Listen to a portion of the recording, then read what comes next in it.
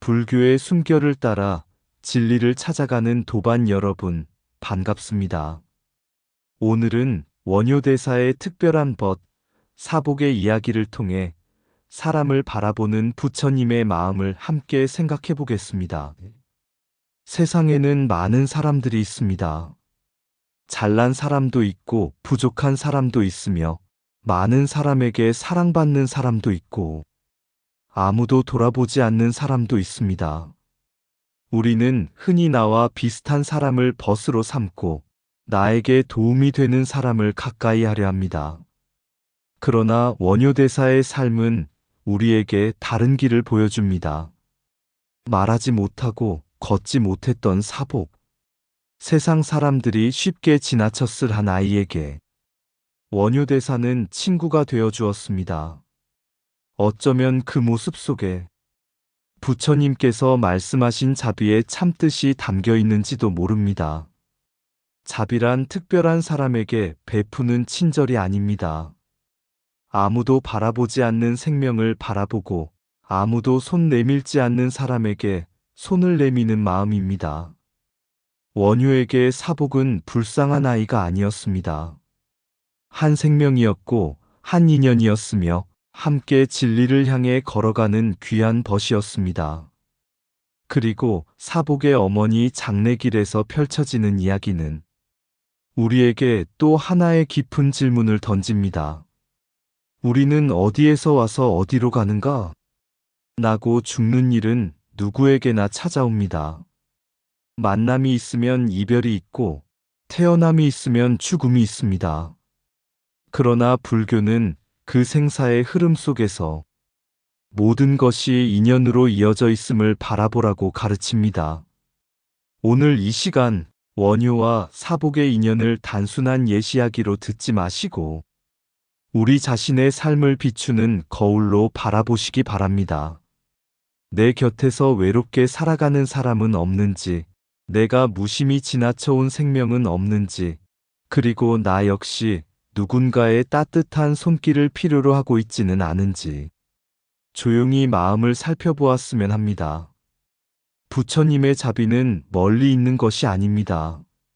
내가 외면하지 않는 한 생명, 내가 따뜻하게 바라보는 한 사람, 바로 그 자리에서 자비의 숨결은 시작됩니다. 오늘 원효와 사복의 인연을 따라가며 우리 마음속에도 그러한 자비의 씨앗이 있음을 발견하는 귀한 시간이 되기를 바랍니다. 불교의 숨결을 따라 우리도 함께 진리의 길을 걸어가겠습니다. 원효와 사복, 세상이 외면한 벗. 신라의 어느 마을에 사복이라는 아이가 살고 있었습니다. 사복은 다른 아이들처럼 걷거나 말을 자유롭게 하지 못했습니다.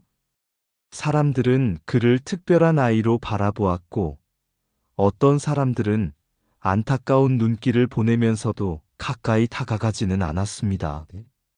하지만 한 사람은 달랐습니다. 바로 원효대사였습니다. 원효는 사복을 불쌍한 아이로만 바라보지 않았습니다. 그저 한 사람의 귀한 생명으로 바라보았습니다. 원효는 시간이 날 때마다 사복을 찾아갔습니다. 두 사람이 무슨 이야기를 나누었는지는 자세히 전해지지 않습니다. 함께 앉아 시간을 보내고 서로의 마음을 나누었을 것입니다. 말이 많아야 벗이 되는 것은 아닙니다. 때로는 말없이 곁을 지켜주는 것만으로도 한 사람의 삶에 큰 위로가 됩니다. 그러던 어느 날 사복의 어머니가 세상을 떠났습니다. 홀로 남겨진 사복을 바라보며 마을 사람들은 걱정했습니다. 이 아이가 어떻게 장례를 치를 수 있을까? 사람들은 원효대사를 찾아갔습니다. 원효는 망설이지 않았습니다. 제가 함께 하겠습니다. 원효는 사복의 곁에서 장례를 치렀습니다. 그리고 마지막 길까지 함께 걸었습니다. 그런데 어머니를 장지로 모시던 길에 놀라운 일이 일어났습니다. 그동안 제대로 말을 하지 못하던 사복이 원효에게 물었습니다. 스님, 우리가 전생에도 함께 공부하지 않았습니까? 원효는 사복의 말을 들으며 조용히 대답했습니다. 그런 인연이 있었던 모양이구나. 사복은 다시 옛날 이야기를 꺼냈습니다. 전생에 두 사람이 함께 공부할 때 불경을 실어 나르던 암소가 있었다는 이야기였습니다. 그리고 그 암소가 죽었기에 원효가 오늘 그 인연을 따라 상주가 되었다는 것이었습니다. 원효는 그 말을 듣고 생사의 인연을 깊이 생각했을 것입니다. 사람의 삶은 한 생으로 끝나는 것이 아니라 수많은 인연이 서로 얽혀 흘러갑니다. 만남도 인연이고, 이별도 인연이며, 태어남도 인연이고, 죽음도 인연입니다. 그런데 사복은 원효에게 또 하나를 말합니다. 스님께서 노래를 잘 지으신다 하니 그 옛날 불경을 실어 나르던 소를 위해 만가를 지어주십시오. 원효는 곧 시를 지었습니다. 나지 말지어다. 그 죽음이 괴롭구나. 죽지 말지어다. 다시 태어나는 삶 또한 괴롭구나. 생명의 시작과 끝을 바라보며 원효는 생사의 고통을 노래한 것입니다. 그러자 사복이 말했습니다. 스님, 그렇게 어렵게 말씀하지 마십시오. 나고 죽는 것이 모두 괴롭다고 하면 되지 않습니까? 원효는 그 말을 듣고 웃었습니다. 그리고 두 사람은 함께 마지막 길을 걸었습니다. 장지에 도착하여 땅을 파기 시작하자 전해지는 이야기 속에서는 땅 속에서 연꽃이 피어나듯 아름다운 연화세계가 나타났다고 합니다. 그리고 사복은 원효에게 작별을 고합니다. 한 생에서 다시 만났다가 또다시 헤어지는 두 사람. 그러나 그 인연은 사라지는 것이 아니었습니다. 이 이야기는 우리에게 깊은 질문 하나를 남깁니다. 진정한 벗이란 누구인가? 많은 사람들은 나와 뜻이 맞고 나와 비슷하며 나에게 도움을 주는 사람을 벗이라 생각합니다. 그러나 원효에게 사복은 달랐습니다. 세상 사람들이 쉽게 바라보지 않았던 사람, 도움이 필요한 사람, 말하지 못하고 걷지 못했던 사람이었지만 원효는 그를 한 생명으로 존중했습니다. 바로 그 마음이 불교의 자비입니다. 자비는 높은 곳에서 낮은 곳으로 내려다보는 마음이 아닙니다. 나와 너의 경계를 조금씩 허물고 모든 생명이 서로 연결되어 있음을 보는 마음입니다. 우리가 누군가를 불쌍히 여기는 것에서 멈추지 않고 그 사람의 곁에 함께 앉아줄 수 있을 때, 그때 자비는 비로소 삶이 됩니다. 원효와 사복의 이야기는 옛날 신라의 한 장면으로 끝나지 않습니다. 오늘 우리 주변에도 말없이 외로운 사람이 있고 세상에서 밀려난 사람이 있으며 아무도 자신의 마음을 알아주지 않는 사람이 있습니다. 어쩌면 그 사람에게 필요한 것은 거창한 말 한마디가 아니라 그저 곁을 지켜주는 한 사람인지도 모릅니다. 원효가 사복에게 그러했듯이 우리도 누군가에게 따뜻한 벗이 되어준다면 그 순간 우리의 일상도 작은 수행의 자리가 됩니다. 부처님의 자비는 경전 속에만 머물지 않습니다. 외로운 사람의 곁에 앉는 순간, 버림받은 생명을 바라보는 순간, 한 사람을 차별 없이 귀하게 여기는 순간, 그곳에서 불교의 숨결은 다시 살아납니다. 원효와 사복의 인연은 바로 그 사실을 조용히 우리에게 일러주고 있습니다. 말하지 못한 아이의 유일한 벗, 원효. 신라의 어느 마을에 사복이라는 아이가 살고 있었습니다. 사복은 다른 아이들과 조금 달랐습니다. 나이가 들어서도 제대로 걷지 못했고 말을 자유롭게 하지 못했습니다. 마을 사람들은 그 아이를 바라보며 안타까워했지만 누구도 쉽게 가까이 다가가지 못했습니다. 사람들은 흔히 자기와 비슷한 사람끼리 어울립니다. 말이 통하는 사람, 생각이 비슷한 사람, 능력이 있는 사람, 나에게 도움을 줄 수 있는 사람을 벗으로 삼습니다. 그러나 원효 대사는 달랐습니다. 원효에게 사복은 특별한 아이가 아니었습니다. 그저 함께 살아가는 한 생명이었습니다. 원효는 시간이 날 때마다 사복을 찾아갔습니다. 사복이 말을 잘하지 못해도 함께 앉아 있었고, 걷지 못해도 그 곁을 지켜주었습니다. 두 사람이 무엇을 하며 시간을 보냈는지는 자세히 전해지지 않습니다. 하지만 어쩌면 그것이 이 이야기에서 가장 중요한 부분인지도 모릅니다. 말이 없어도 마음은 만날 수 있기 때문입니다. 사복에게 원효는 세상에서 자신을 외면하지 않는 사람이었습니다. 그리고 원효에게 사복은 자비를 실천할 수 있는 대상이 아니라 함께 인연을 맺고 살아가는 한 사람의 벗이었습니다. 여기에서 우리는 불교의 중요한 가르침을 만납니다. 부처님께서 가르치신 자비는 단순히 불쌍한 사람을 바라보는 마음이 아닙니다. 불쌍하다고 생각하면서도 거리를 두는 것은 아직 자비의 완성이 아닙니다. 진정한 자비는 상대의 고통을 나의 일처럼 바라보고 그 곁에 함께 머무는 마음입니다. 원효는 사복을 바꾸려고 하지 않았습니다. 왜 너는 다른 아이들처럼 걷지 못하느냐? 왜 말을 하지 못하느냐? 그렇게 묻지 않았습니다. 그저 사복의 모습 그대로를 받아들였습니다. 이것이 바로 불교에서 말하는 자비와 존중의 한 모습입니다. 우리는 사람을 만날 때 너무 많은 조건을 붙입니다. 학벌은 어떠한가? 재산은 얼마나 있는가? 사회적 지위는 어떠한가? 건강한가? 능력이 있는가? 그리고 그 조건에 따라 사람의 가치를 판단하기도 합니다. 그러나 부처님의 가르침에서 생명의 귀함은 그런 조건으로 결정되지 않습니다.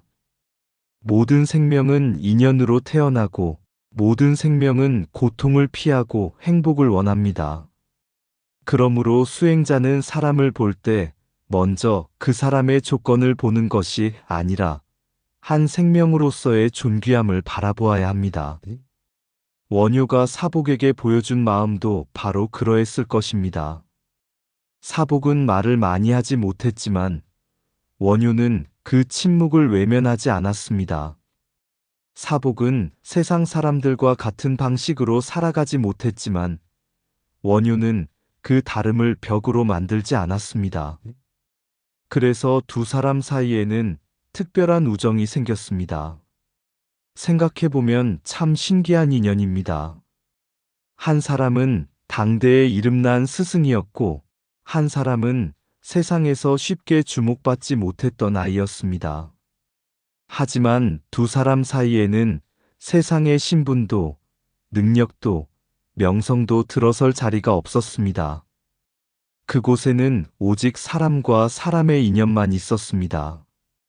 이것이 우리가 원효의 삶에서 배울 수 있는 귀한 모습입니다. 원효는 진리를 책 속에서만 찾은 것이 아니라 사람 속에서도 찾았습니다. 절에서 경전을 읽는 것도 수행이지만 외로운 사람의 곁에 앉아주는 것도 수행입니다.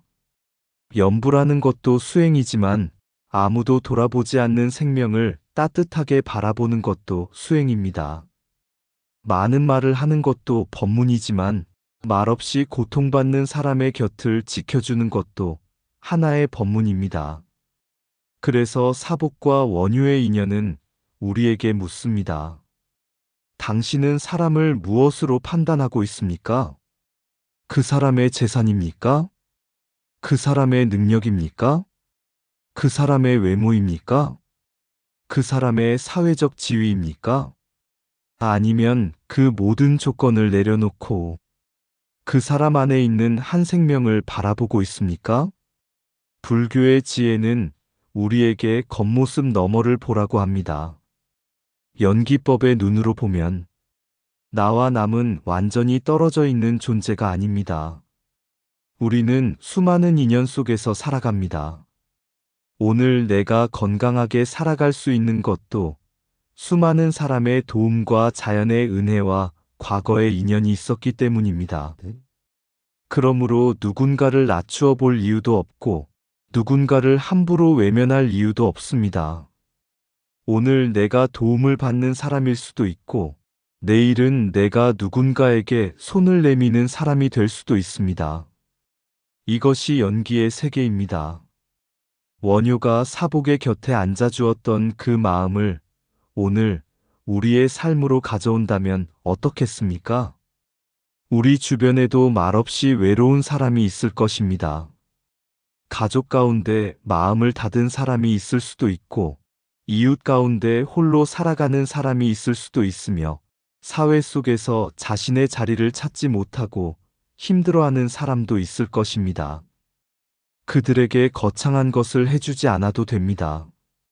따뜻하게 바라봐주는 것, 한마디 말을 건네는 것, 잠시 이야기를 들어주는 것, 필요할 때 손을 내미는 것, 그 작은 행동 하나가 그 사람에게는 큰 인연이 될 수 있습니다. 원효와 사복의 이야기가 우리에게 전하는 진리는 바로 여기에 있습니다. 자비는 멀리 있는 것이 아닙니다. 내가 지금 만나는 사람을 귀하게 여기는 데서 시작됩니다. 그리고 어쩌면 우리 모두에게는 사복의 모습이 조금씩 들어있는지도 모릅니다. 살면서 말하지 못했던 순간이 있고 누군가에게 이해받지 못했던 순간이 있으며 세상에서 나 혼자 남겨진 것처럼 느꼈던 순간이 있습니다. 그럴 때 우리에게 필요한 사람은 문제를 해결해주는 사람이 아니라 그저 곁에 있어주는 사람일 때가 있습니다. 원효에게 사복이 그러했듯이 우리 삶에도 그런 인연이 찾아옵니다. 그리고 우리 역시 누군가에게 그런 인연이 될 수 있습니다. 진정한 수행은 나 혼자 깨달음을 얻기 위해 세상과 떨어지는 것이 아니라 모든 생명이 서로 연결되어 있음을 깨닫고 고통받는 존재의 곁으로 다시 돌아오는 것입니다. 원효와 사복의 우정은 바로 그 자비의 길을 보여줍니다. 세상이 외면한 한 아이에게 친구가 되어준 원효. 그 작은 인연 하나가 오늘날까지 전해지는 이유는 그 안에 불교의 깊은 진리가 살아있기 때문입니다. 사람을 귀하게 여기는 마음, 약한 생명을 외면하지 않는 마음, 차별 없이 곁을 내어주는 마음. 그 마음이 바로 자비이고 그 자비가 삶 속에서 움직일 때 우리는 비로소 부처님의 길을 걷게 됩니다. 나고 죽음은 괴롭다. 원효와 사복이 나눈 생사의 법문. 사복의 어머니가 세상을 떠나자 마을 사람들은 장례를 준비했습니다. 홀로 남은 사복을 바라보며 사람들은 걱정했습니다. 이 아이가 어떻게 어머니의 마지막 길을 지킬 수 있을까? 그때 원효 대사가 사복의 곁에 섰습니다. 원효는 장래의 모든 일을 함께하고 마지막에는 사복과 함께 어머니의 시신을 모시고 장지로 향했습니다. 앞에는 만장이 서고 그 뒤를 마을 사람들이 따랐습니다. 그리고 그 행렬 가운데 원효와 사복이 함께 걸었습니다. 그런데 이상한 일이 일어났습니다. 평소 말을 제대로 하지 못하던 사복이 처음으로 원효에게 말을 건넸습니다. 스님, 우리가 전생에도 함께 공부하지 않았습니까? 원효가 사복을 바라봅니다. 사복은 옛 인연을 이야기합니다. 전생에 두 사람이 함께 불법을 공부했고 그때 경전을 실어 나르던 늙은 암소가 있었다는 것입니다. 그 암소가 죽었고 이제 다시 인연이 이어져 오늘 이 장례를 치르게 되었다는 이야기였습니다. 이 이야기는 우리에게 불교에서 말하는 인연과 업의 세계를 생각하게 합니다. 불교에서는 지금의 삶이 어느 날 갑자기 하늘에서 떨어진 것처럼 생겨난다고 보지 않습니다. 수많은 원인과 조건이 만나 지금의 내가 있습니다. 내가 부모를 만나고 친구를 만나고 스승을 만나고 수많은 사람과 인연을 맺으며 살아가는 것도 모두 연기의 흐름 속에 있습니다. 우리가 우연이라고 부르는 것 가운데에도 수많은 인연이 숨어 있습니다. 그러므로 만남은 가볍게 볼 일이 아닙니다. 오늘 만나는 한 사람도 언젠가는 내 삶의 깊은 인연이 될 수 있습니다. 그리고 인연이 있으면 반드시 이별도 찾아옵니다. 사복에게는 바로 그날이었습니다. 어머니와 마지막으로 작별하는 날. 사랑하는 사람이 세상을 떠나는 것을 바라보는 일은 누구에게나 고통스럽습니다. 아무리 수행을 많이 한 사람이라도 죽음 앞에서는 슬픔을 느낄 수 있습니다. 불교는 슬픔을 없애라고 가르치지 않습니다. 오히려 생겨난 것은 반드시 변하고, 만난 것은 반드시 헤어지며, 태어난 것은 반드시 죽는다는 사실을 있는 그대로 바라보라고 가르칩니다. 이것이 무상입니다. 무상은 세상이 허무하다는 뜻이 아닙니다. 모든 것이 변하기 때문에 지금의 한순간이 더욱 귀하다는 뜻이기도 합니다. 오늘 곁에 있는 사람이 영원히 내 곁에 있을 것이라고 생각한다면 우리는 쉽게 소홀해집니다. 하지만 언젠가 이별이 온다는 사실을 알면 오늘 건네는 말 한마디가 달라집니다. 오늘 바라보는 눈빛이 달라집니다. 오늘 함께 걷는 시간이 달라집니다. 그래서 불교에서 죽음을 바라보는 공부는 삶을 포기하기 위한 공부가 아니라 오늘을 더욱 바르게 살아가기 위한 공부입니다. 사복은 원효에게 만가를 지어달라고 부탁합니다. 그러자 원효는 생사의 괴로움을 담아 노래를 짓습니다. 나지 말지어다. 그 죽음이 괴롭구나. 죽지 말지어다. 다시 태어남 또한 괴롭구나.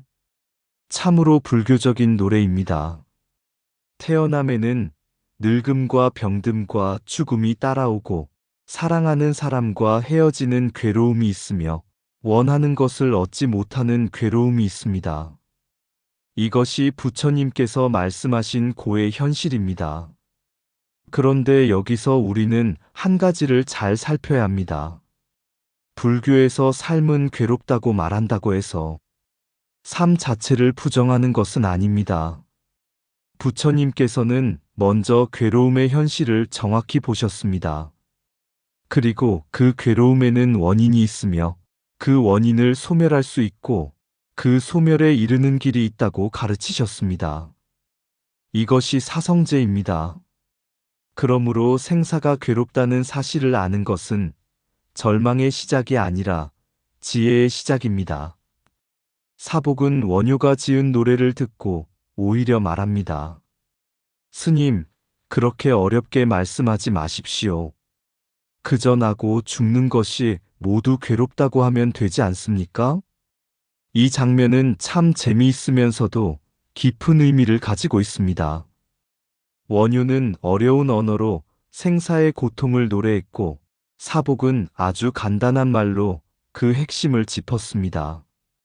때로는 진리가 복잡한 말 속에 있는 것이 아니라 아주 단순한 사실 속에 있습니다. 태어났으니 죽습니다. 만났으니 헤어집니다. 생겨났으니 변합니다. 이 사실을 깊이 받아들이는 순간 우리 마음속 집착도 조금씩 느슨해집니다. 우리는 무엇인가를 붙잡고 싶어 합니다. 사랑하는 사람도 붙잡고 싶고, 젊음도 붙잡고 싶고, 건강도 붙잡고 싶고, 재산과 명예도 붙잡고 싶습니다. 하지만 아무리 단단히 움켜쥐어도 시간은 손가락 사이로 흘러갑니다. 그렇다면 불교의 지혜는 무엇입니까? 모든 것을 버리고 살라는 것이 아닙니다. 붙잡되 집착하지 않고 사랑하되 소유하려 하지 않으며 만나되 이별의 진리를 잊지 않는 것입니다. 이것이 무상을 아는 삶입니다. 사랑하는 사람을 사랑하지 말라는 것이 아닙니다. 오히려 언젠가 헤어질 것을 알기 때문에 더 깊이 사랑하고 더 따뜻하게 바라보고 더 진실하게 말해야 합니다. 고맙습니다. 미안합니다. 사랑합니다. 이 말을 할 수 있을 때 해야 합니다. 죽음이 찾아온 뒤에는 말할 수 없을지도 모르기 때문입니다. 사복의 어머니 장례길에서 원효와 사복이 나눈 이야기는 바로 우리에게 그런 삶을 일깨워 줍니다. 그리고 이 이야기에는 전생과 금생, 내생이라는 시간이 등장합니다. 불교에서 업과 윤회의 가르침은 우리에게 현재의 삶을 소중히 살라고 말합니다. 내가 지금 어떤 생각을 하고 어떤 말을 하고 어떤 행동을 하는지가 나의 삶을 만들어가는 씨앗이 되기 때문입니다. 그래서 불교의 업은 단순한 운명론이 아닙니다. 전생에 그렇게 태어났으니 어쩔 수 없다는 이야기가 아닙니다. 오히려 지금의 마음과 행동을 바꾸면 앞으로의 인연도 달라질 수 있다는 가르침입니다. 원효와 사복의 이야기를 오늘 우리의 삶으로 가져와 봅시다. 우리는 언젠가 모두 이 길을 떠납니다. 부자도 떠나고, 가난한 사람도 떠납니다. 유명한 사람도 떠나고, 이름 없는 사람도 떠납니다.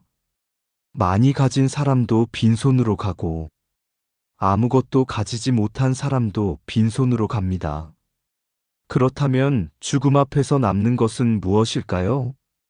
불교는 우리의 마음과 행위, 그리고 그 행위가 남긴 인연의 흔적을 돌아보게 합니다.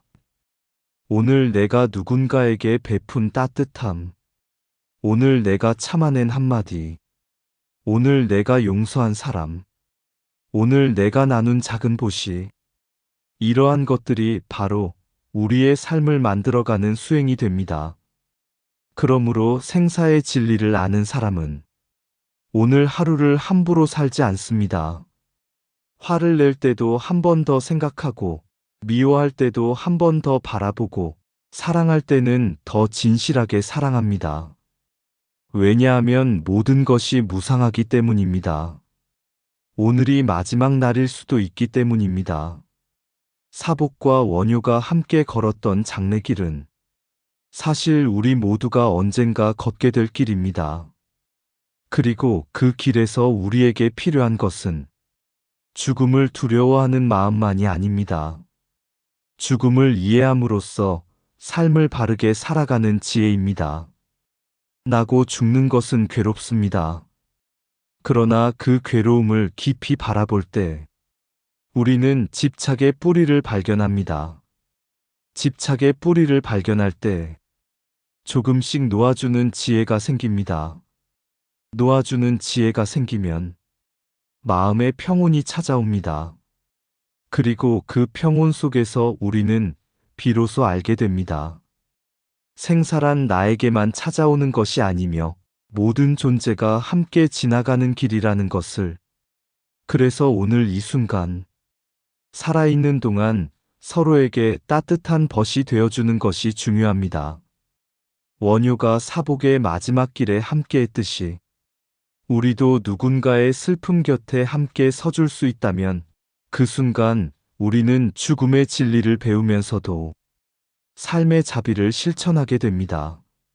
나고 죽음은 괴롭지만 그 괴로움을 바로 보는 지혜는 우리를 깨어나게 합니다.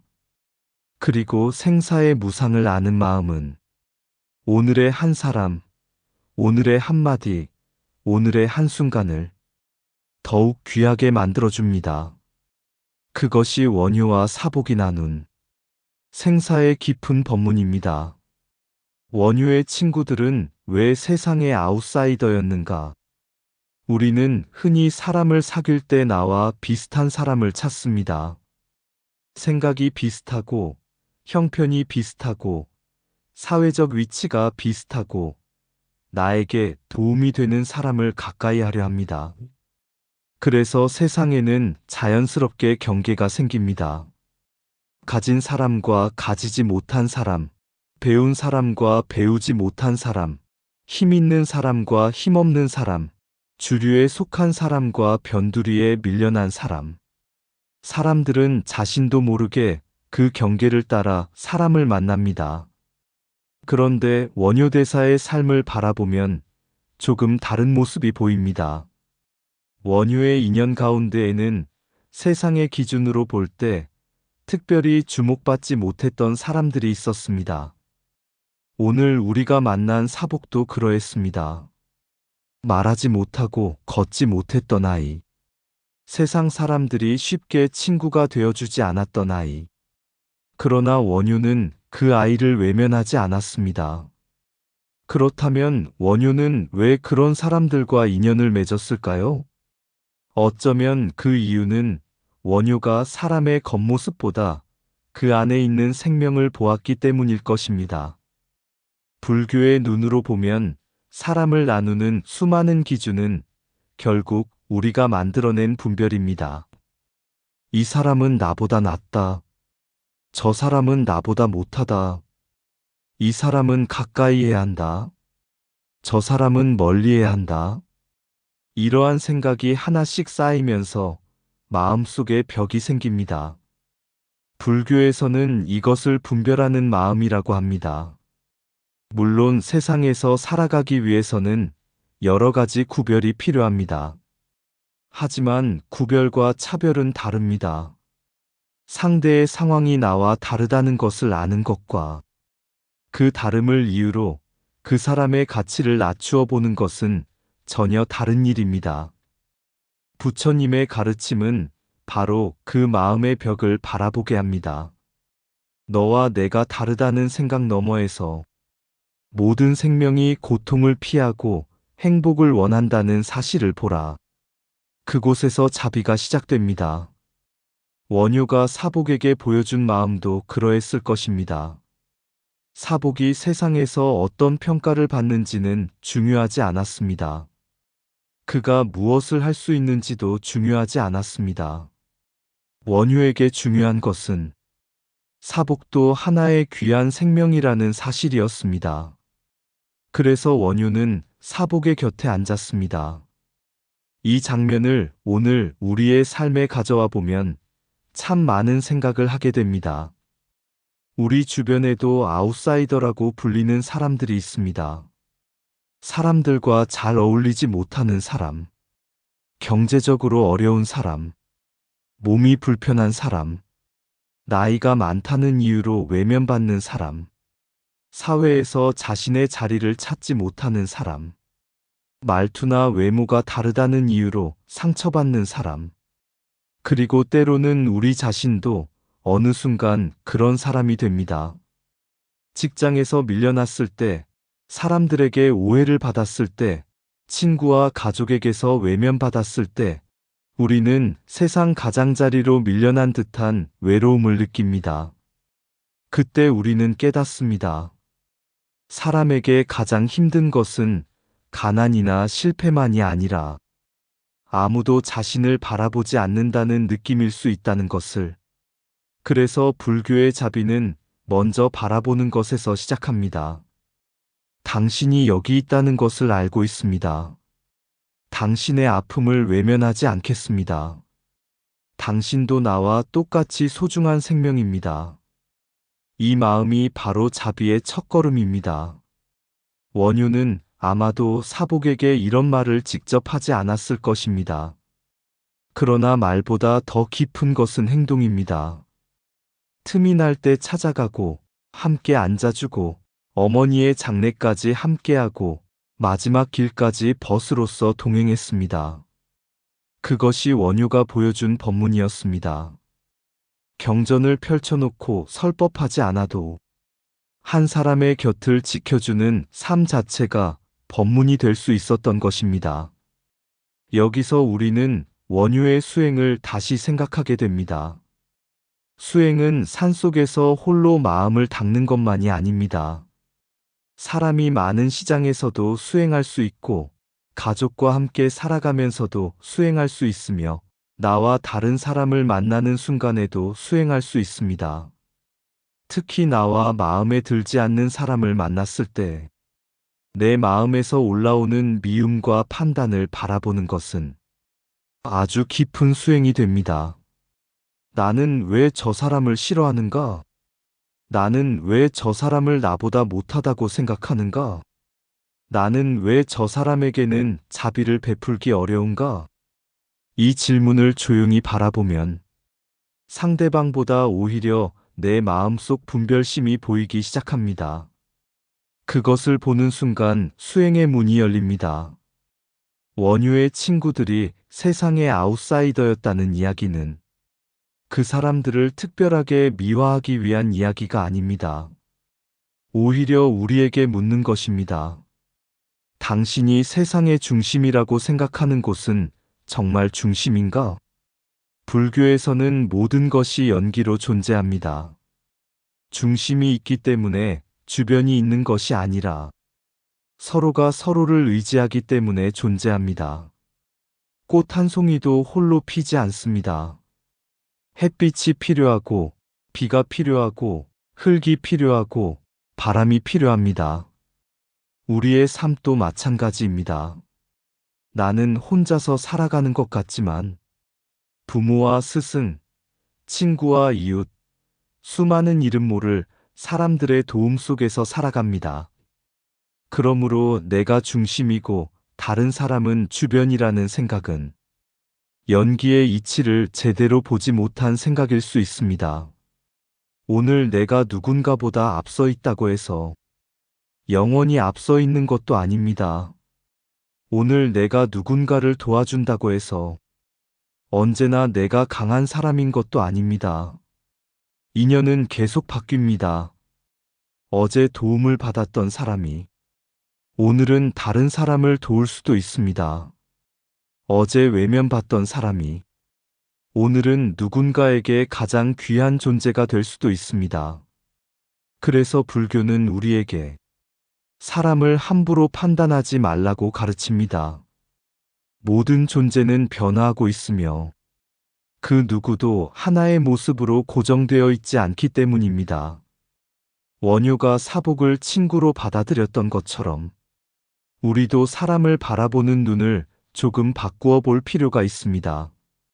나에게 도움이 되는 사람만 귀한 것이 아닙니다. 나에게 아무것도 줄 수 없는 사람도 귀합니다. 나와 생각이 다른 사람도 귀합니다. 나와 살아가는 방식이 다른 사람도 귀합니다. 심지어 나를 불편하게 만드는 사람을 통해서도 우리는 자신의 마음을 들여다볼 수 있습니다. 그렇다고 모든 사람과 가까이 지내야 한다는 뜻은 아닙니다. 불교의 자비는 무조건적인 관계 맺음이 아닙니다. 필요한 거리를 지키면서도 상대를 미워하지 않는 것, 상대의 잘못을 분명히 보면서도 그 사람의 존재 자체를 부정하지 않는 것, 이것 또한 자비입니다. 그래서 자비에는 지혜가 함께해야 합니다. 지혜 없는 자비는 때로 상대를 의존하게 만들 수 있고, 자비 없는 지혜는 차갑게 굳어버릴 수 있습니다. 원효의 삶에서 우리가 배우는 것도 바로 이 지혜와 자비의 조화입니다. 그리고 사복의 이야기를 떠올리면 우리에게 아주 따뜻한 질문 하나가 남습니다. 나는 누구에게 원효가 되어줄 수 있는가? 꼭 큰일을 할 필요는 없습니다. 외로운 사람의 이야기를 들어주는 것, 혼자 식사하는 사람에게 먼저 말을 건네는 것, 힘든 이웃에게 따뜻한 한마디를 건네는 것, 누군가의 실수를 오래 기억하지 않는 것, 사람을 소문으로 판단하지 않는 것, 그 작은 마음들이 모여 세상의 차가운 경계를 조금씩 녹입니다. 원효는 세상의 중심에 있는 사람만 바라보지 않았습니다. 세상의 가장자리에도 눈을 돌렸습니다. 그리고 그곳에서 한 생명을 만났습니다. 사복은 원효에게 단순한 친구가 아니었습니다.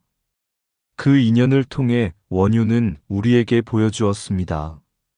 진리는 특별한 사람에게만 있는 것이 아니며 부처의 마음은 강한 사람에게만 필요한 것이 아니라는 사실을. 오히려 가장 외로운 사람에게 자비가 필요하고 가장 약한 사람에게 손길이 필요하며 아무도 돌아보지 않는 곳에서 불교의 숨결이 더욱 깊이 살아납니다.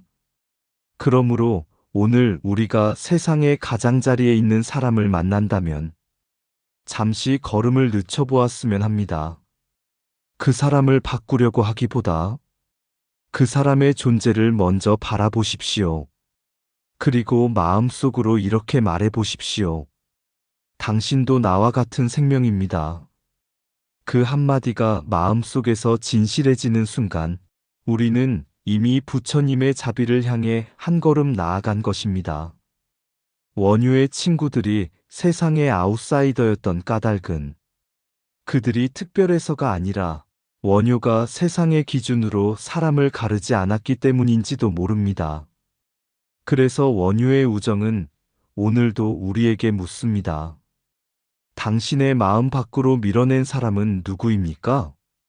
그 사람을 다시 바라보는 순간 어쩌면 우리가 찾던 불교의 진리는 먼 곳의 경전이 아니라 바로 그 사람과 나 사이에 놓인 작은 자비의 자리에서 모습을 드러낼 것입니다. 진정한 벗은 나와 비슷한 사람이 아니라 내가 외면하지 않는 사람입니다. 자비란 불쌍히 바라보는 마음이 아니라 고통받는 이의 곁에 머무는 마음입니다. 사람의 가치는 능력이나 신분으로 정해지는 것이 아니라 한 생명이라는 사실에서 이미 귀합니다. 말하지 못하는 사람의 침묵에도 하나의 법문이 있고 그 침묵을 들어주는 마음에도 수행이 있습니다. 세상의 가장자리에서 외면받는 생명을 바라볼 때 부처님의 자비는 가장 가까이 다가옵니다. 나와 남을 가르는 마음이 옅어질수록 자비의 길은 넓어집니다. 사람을 차별하는 마음은 세상의 기준에서 생기지만 사람을 존중하는 마음은 진리에서 생깁니다. 태어난 것은 변하고 만난 것은 헤어지며 모든 것은 인연 따라 흘러갑니다. 이것이 무상의 가르침입니다. 죽음을 바로 보는 사람은 삶을 가볍게 여기지 않고 오늘의 한순간을 더욱 귀하게 여깁니다. 나고 죽음이 괴로운 까닭은 삶이 잘못되어서가 아니라 변하는 것을 붙잡으려 하기 때문입니다. 놓는다는 것은 사랑하지 않는 것이 아니라 사랑하는 일을 내 뜻대로 소유하려 하지 않는 것입니다. 전생과 내생을 믿는 것보다 더 중요한 것은 지금 이 순간 어떤 마음과 행동의 씨앗을 심고 있는가입니다. 원효가 사복의 곁에 앉았듯이 한 사람의 곁을 지켜주는 일도 깊은 수행이 될 수 있습니다. 세상의 중심과 주변은 고정되어 있지 않습니다. 모든 존재는 인연 속에서 서로를 의지하며 살아갑니다. 불교의 숨결은 먼 곳에 있지 않습니다. 외로운 생명을 바라보고 차별 없이 손을 내미는 그 순간 자비의 진리가 살아납니다. 이제 원효 대사와 사복의 인연을 따라온 우리의 이야기를 잠시 내려놓고 다시 우리 자신의 삶을 바라보겠습니다. 사복은 세상의 눈으로 보면 특별한 사람이 아니었습니다. 걷지 못했고 말도 제대로 하지 못했습니다. 어머니마저 떠나고 홀로 남겨진 아이였습니다. 그러나 원효는 그런 사복을 외면하지 않았습니다. 원효에게 사복은 부족한 사람이 아니었습니다. 그저 함께 살아가는 귀한 한 생명이었습니다.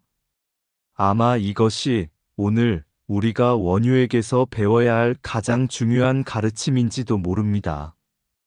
우리는 너무 쉽게 사람을 평가합니다. 잘하면 좋은 사람이고, 못하면 부족한 사람이라고 생각합니다. 나에게 도움이 되면 가까이 하고, 도움이 되지 않으면 멀리 합니다. 그러나 부처님의 눈으로 보면, 사람의 가치는 그렇게 계산할 수 있는 것이 아닙니다. 모든 생명은 인연 속에서 살아가고 있으며, 모든 생명은 늙고 병들고 죽음을 향해 갑니다. 오늘 내가 누군가를 돕는 사람이지만, 내일은 내가 도움을 받아야 할 수도 있습니다. 오늘 내가 건강하지만, 언젠가는 병든 몸이 될 수도 있습니다. 오늘 내가 누군가의 곁을 지켜주지만, 언젠가는 나 역시 누군가의 손길을 필요로 할 수 있습니다. 이것이 연기의 세계입니다. 그러므로 강한 사람이라고 교만할 것도 없고, 약한 사람이라고 업신여길 이유도 없습니다. 우리는 모두 서로에게 기대어 살아가는 존재이기 때문입니다. 사복의 어머니 장례길에서 원효와 사복은 생사의 이야기를 나누었습니다. 나고 죽는 것은 괴롭습니다.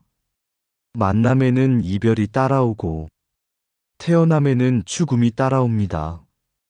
그러나 무상을 안다고 해서 삶을 슬프게만 살아야 하는 것은 아닙니다. 오히려 반대입니다. 모든 것이 변한다는 사실을 알기에 오늘 만난 사람을 더 소중히 여기고, 오늘의 한마디를 더 따뜻하게 하고, 오늘의 한순간을 더 깨어서 살아가는 것입니다. 언젠가 헤어질 것을 알기에 지금 더 사랑할 수 있습니다.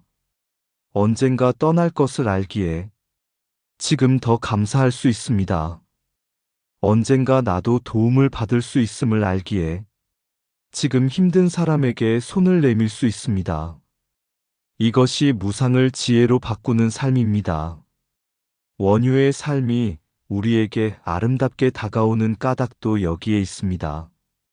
원효는 진리를 말로만 설명한 사람이 아니었습니다. 사복의 곁에 앉고 그의 어머니 장례를 함께하고 마지막 길까지 동행했습니다. 그의 행동 자체가 하나의 법문이었습니다. 우리도 마찬가지입니다. 불교를 많이 아는 것과 불교를 살아가는 것은 다릅니다. 경전을 많이 읽는 것과 한 사람을 따뜻하게 대하는 것은 또 다른 문제입니다. 그러므로 오늘 이 법문을 들으며 우리 자신에게 조용히 물어보았으면 합니다. 나는 누구에게 원효와 같은 벗이 되어줄 수 있는가? 어쩌면 가족일 수도 있습니다. 늘 곁에 있지만 내 마음을 알아주지 못한다고 생각했던 사람일 수도 있습니다. 어쩌면 이웃일 수도 있고 외롭게 살아가는 누군가일 수도 있습니다. 그리고 어쩌면 가장 먼저 돌아봐야 할 사람은 지금까지 세상에 밀려나 힘들어했던 나 자신일 수도 있습니다.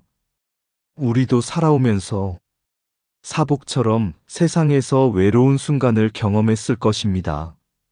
아무도 내 마음을 알아주지 않는 것 같았던 날, 내가 세상에서 필요 없는 사람처럼 느껴졌던 날, 앞으로 어떻게 살아가야 할지 막막했던 날, 그때 누군가 따뜻하게 곁에 있어 주었다면 그 사람은 우리 인생에서 오래 기억되는 인연이 되었을 것입니다.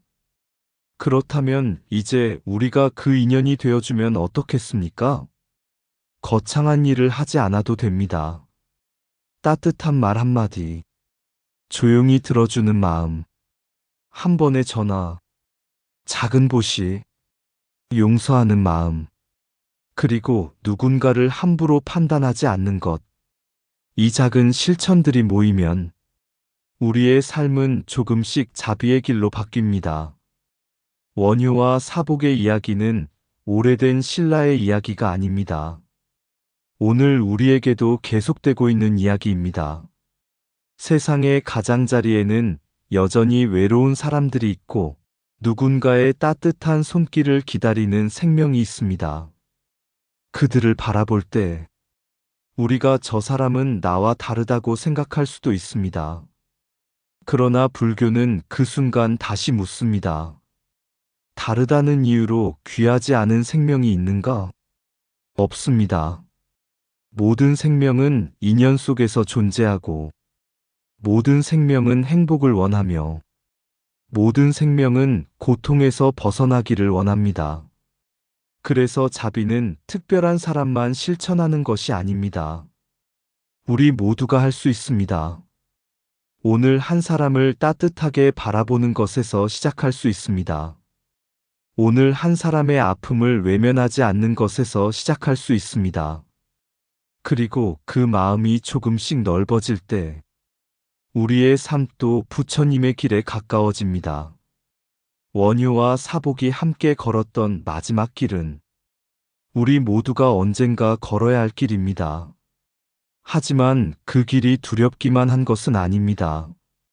그 길을 걸어가는 동안 서로에게 벗이 되어줄 수 있기 때문입니다. 누군가의 손을 잡아주고, 누군가의 눈물을 닦아주고, 누군가의 외로움을 함께 견디어주는 것. 그것이 바로 인간의 아름다움이며 불교가 말하는 자비의 삶입니다. 마지막으로 오늘의 법문을 한 문장으로 마음에 담아보겠습니다. 진리를 아는 사람은 사람을 차별하지 않고 자비를 아는 사람은 외로운 생명을 외면하지 않습니다. 원효가 사복의 곁에 앉아주었던 것처럼 우리도 누군가의 곁에 앉아주는 사람이 되었으면 합니다. 그 작은 자비 하나가 한 사람의 하루를 바꾸고 때로는 한 사람의 인생을 바꿀 수도 있습니다. 그리고 그 순간 우리가 찾던 부처님의 길은 먼 산 너머에 있는 것이 아니라 바로 지금 내가 마주한 한 생명과 나 사이에서 조용히 열리고 있을 것입니다. 불교의 숨결은 그렇게 이어집니다. 한 사람이 다른 한 사람을 품고 한 생명이 다른 생명을 존중하며 서로의 인연을 소중히 여기면서 오늘도 진리의 길을 걸어가는 것입니다. 가장자리에서 피어난 연꽃, 말하지 못한 아이 곁에 한 스님이 앉았습니다. 걷지 못하는 작은 몸, 세상이 지나쳐버린 자리에도 원효는 걸음을 멈추었습니다. 너는 부족한 사람이 아니다. 너도 귀한 생명이다. 말하지 않아도 마음은 마음을 알아봅니다. 벗이란 같은 길을 걷는 사람이 아니라 걸음이 느린 이를 기다려주는 사람인지도 모릅니다. 어느 날 어머니가 길을 떠났습니다. 만장이 바람에 흔들리고 사람들은 조용히 장지로 향했습니다. 그 길에서 말없이 살던 사복의 입이 열렸습니다. 스님, 우리 전생에도 함께 공부했지요? 먼 인연 하나가 강물처럼 흘러와 오늘의 길 위에 닿았습니다. 만남도 인연이고 이별도 인연이며 태어남도 인연이고 죽음도 인연입니다. 잡으려 할수록 멀어지고 놓아줄 때 비로소 보이는 것, 그것이 무상의 얼굴이었습니다. 원효가 노래를 지었습니다. 나고 죽는 일이 괴롭다고. 그러자 사복이 웃으며 말했습니다. 스님, 어렵게 말할 것 있습니까? 나고 죽는 것이 그저 괴로운 것이지요. 짧은 한마디가 긴 경전보다 깊었습니다. 삶을 붙잡으려는 손이 조금씩 풀리고 이별을 두려워하던 마음이 조용히 내려앉았습니다. 사람들은 원효의 친구가 누구냐고 묻습니다. 원효의 벗은 세상의 중심에 서 있던 사람들만이 아니었습니다. 말하지 못하는 아이도 그의 벗이었고 외로운 사람도 그의 벗이었으며 세상이 돌아보지 않는 생명도 그의 인연이었습니다. 세상은 사람을 높고 낮음으로 나누지만 연기에 바람이 불면 그 경계는 흔들립니다. 중심도 주변도 영원하지 않습니다. 오늘 내가 손을 내미는 사람에게 내일은 내가 기대어야 할지도 모릅니다. 우리는 모두 서로의 인연으로 살아갑니다. 그러니 벗이여 세상이 외면하는 사람을 한 번 더 바라보십시오. 말없이 서 있는 사람에게 따뜻한 눈길 하나 건네십시오. 홀로 걷는 사람 곁에서 잠시 걸음을 늦추십시오. 그 순간 당신의 손길은 보시가 되고 당신의 기다림은 인육이 되고 당신의 따뜻한 마음은 자비의 수행이 됩니다. 언젠가 우리도 이 길을 떠날 것입니다. 손에 쥔 것은 놓고 이름도 내려놓고 몸도 흙으로 돌아갈 것입니다. 그러나 살아있는 동안 누군가에게 건넨 따뜻함은 인연의 강물에 남을 것입니다. 한 사람을 울게 한 말도, 한 사람을 웃게 한 말도 인연이 되어 흘러갑니다. 그러니 오늘은 조금 더 부드럽게 말하고, 조금 더 천천히 판단하며, 조금 더 따뜻하게 서로의 곁을 지켜주십시오. 원효와 사복이 걸었던 길 끝에서 연꽃이 피어났다는 이야기가 있습니다. 어쩌면 그 연꽃은 땅 속에서 피어난 꽃만은 아닐 것입니다. 한 생명을 귀하게 여기는 마음, 생사의 무상을 받아들이는 지혜, 세상의 가장자리까지 품는 자비, 바로 그 마음 속에서 피어난 연꽃인지도 모릅니다. 오늘 우리 마음에도 그 연꽃 하나 피어나기를 바랍니다. 나와 남의 경계가 옅어지고 외로운 이를 외면하지 않으며 만남을 감사하고 이별을 받아들이며 살아있는 동안 서로에게 벗이 되는 삶. 그 길 위에서 원효의 발자국을 따라 걷고 부처님의 자비를 따라 걷고 마침내 우리 자신의 마음 속에서 조용히 피어나는 한 송이 연꽃을 만나기를 바랍니다. 의상 맑고 향기로운 지혜의 샘이었습니다. 오늘도 복지구족한 날 되세요.